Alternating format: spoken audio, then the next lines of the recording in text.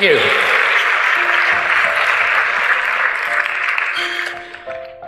Well, as you've heard, I was the official documenting photographer for the Shroud of Turin Research Project. Shroud of Turin Research Project was the first and only scientific team ever to be given permission to do an in-depth examination of the Shroud of Turin. So there it is. That's that piece of cloth that got into my life 35 years ago. Well, as a professional photographer, I specialized in scientific, medical, and technical kinds of issues. So I had the skills and the qualifications that were necessary to be a part of the team that examined the shroud.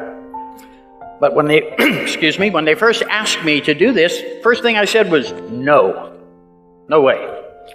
And why did I refuse? Well, the answer is simple. I was very uncomfortable with the subject matter because I was born and raised in an Orthodox Jewish home. Now, I want to be clear about that. I am not a practicing Jew at this point in my life, but I was for that first 13 years. Both my parents immigrated to America from Poland, and when they were little kids, just before World War II. And so my question, and the question that went through my mind at the time, was why would a Jewish man want to get involved with this, what is probably, arguably, the most important relic of Christianity? At that moment in my life, I couldn't see any benefit to being involved. Well, not only that, I was a total skeptic and figured that the shroud was probably some form of a painting, which was the conventional wisdom in 1978. I fully expected to get to Turin, take a quick look, see the paint and the brushstrokes, and go home. I even stupidly said that publicly somewhere. And of course, for the last 35 years, I've been living to regret those words. Anyway, in the end, I viewed this whole thing, this was going to be a free trip to Italy. That's what I thought. In the end, of course, I did join the team because the image on the shroud has some fascinating properties that piqued my scientific curiosity. But I still tried to quit twice again. And in fact, as our team grew, a few men from the Jet Propulsion Labs became members of our team. One of them was a man named Don Lind, may rest in peace. Don was an imaging expert from NASA, so he was my hero immediately.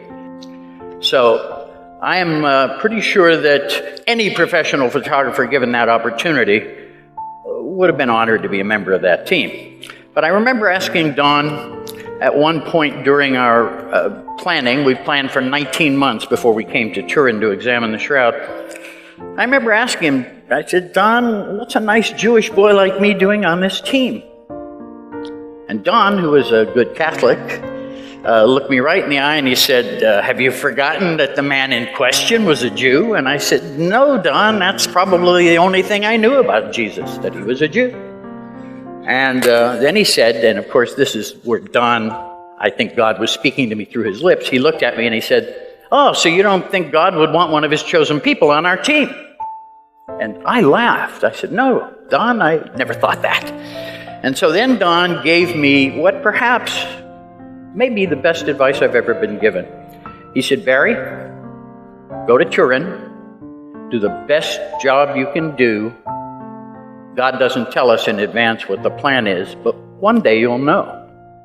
You know, and on those words, I stayed on that team. Don was right, and I've never regretted taking advice and staying on that team.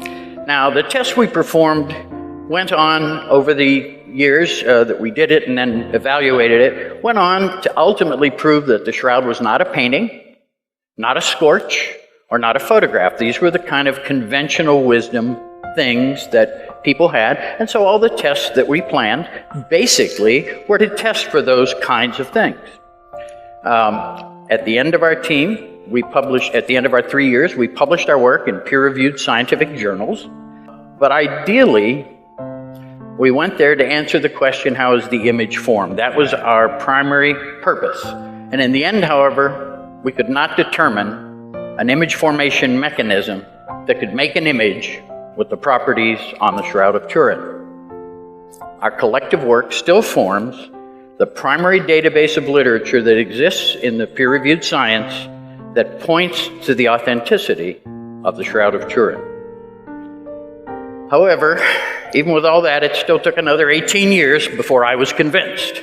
But in 1995, after years of actually resistance on my part, world-renowned blood expert Dr. Alan Adler, who was truly maybe the foremost blood expert in the world, and also Jewish, I might add, was on the phone with me, and he answered the final question that had kept me from accepting the shroud as authentic.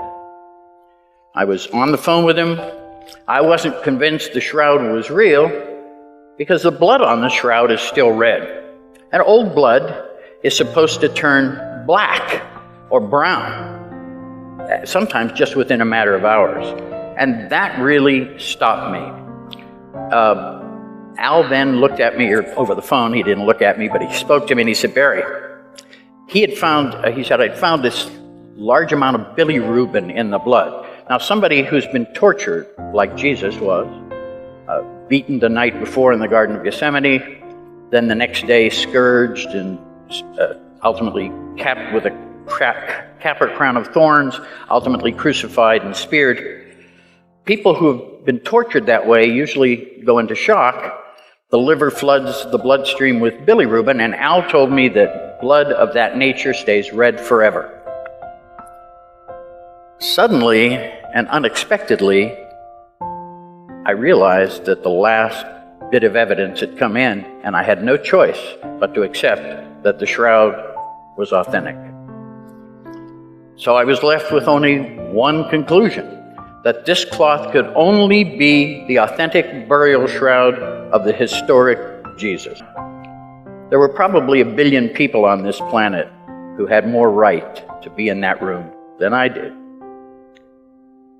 And yet, there I was in 1978, God dragging me, kicking and screaming, keeping me on that team. And at that moment in time, I realized that it brought with it a great responsibility, this privilege I had been given. And it was something of an epiphany because I finally came to realize that I wasn't in that room for me. I was in that room for you. Now, I knew the truth about the shroud and was frustrated because my Christian brothers and sisters were not getting that truth. And to me, all of our team members had always been doing this simply about the truth.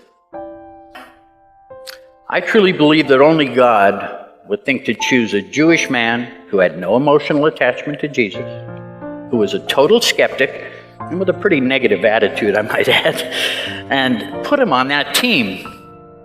Now, ironically, I'd learned as a child that the Jews were a chosen people. I've heard that since I was a little kid. I never felt very chosen. But now I do. Because of the shroud, for the first time in my life, I get it. And yet, all God asked me to do, and it was very simple, tell the truth, Barry. Isn't it funny how God always seems to pick a Jew to be the messenger? I'm the messenger. So with that thought, all I can say, how many Jews can claim that it was the Shroud of Turin that brought them back to their faith in God? I can. Thank you.